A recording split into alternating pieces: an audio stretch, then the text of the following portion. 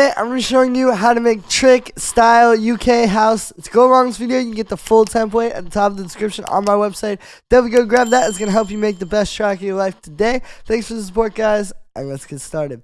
Alright, so we're at 130 BPM. These tracks, when I was studying the label, they got stuff up to like 140, man. So they definitely are, pushing it. It's not your usual 124 BPM house music anymore. And the first thing we got here is this kick.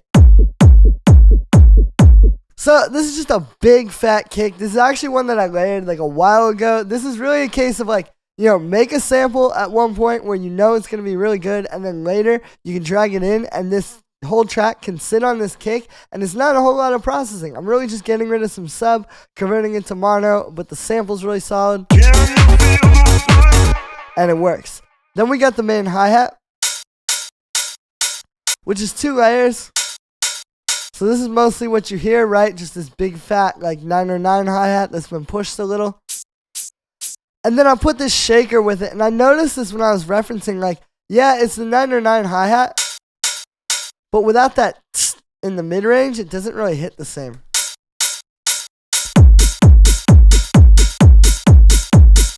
Like, see how when I add the shaker, it grooves better with the kick? So, yeah, that's a little secret. Then we've got just a simple shaker, but that's being sidechained to the kick a little, so it'll all groove. We've got this little shaker as well.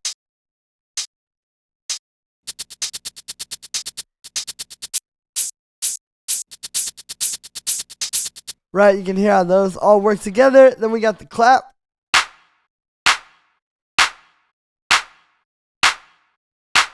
And then we have our main synth, which is kind of like 2 layers.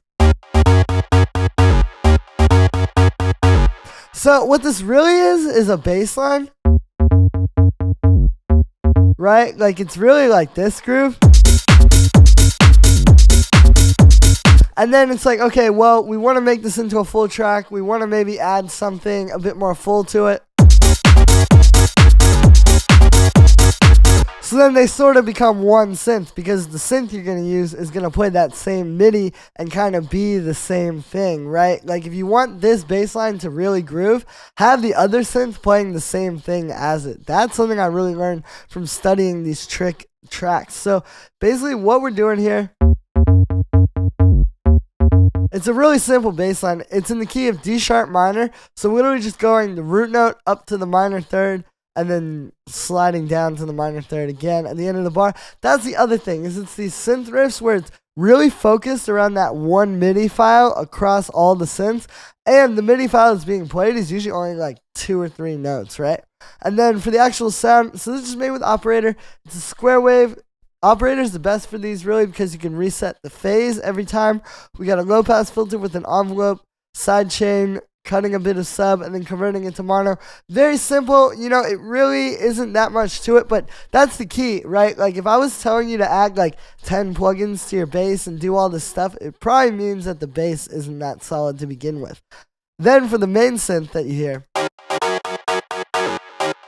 so yeah, same MIDI. And this is actually made with operator with a very similar patch. So you can see we're starting with the square wave, but here we're doing some FM from a sine wave, and it's got this envelope where you're getting a little bit of punch, but you're still hearing the sine wave. It's not going away like if you just see what I mean.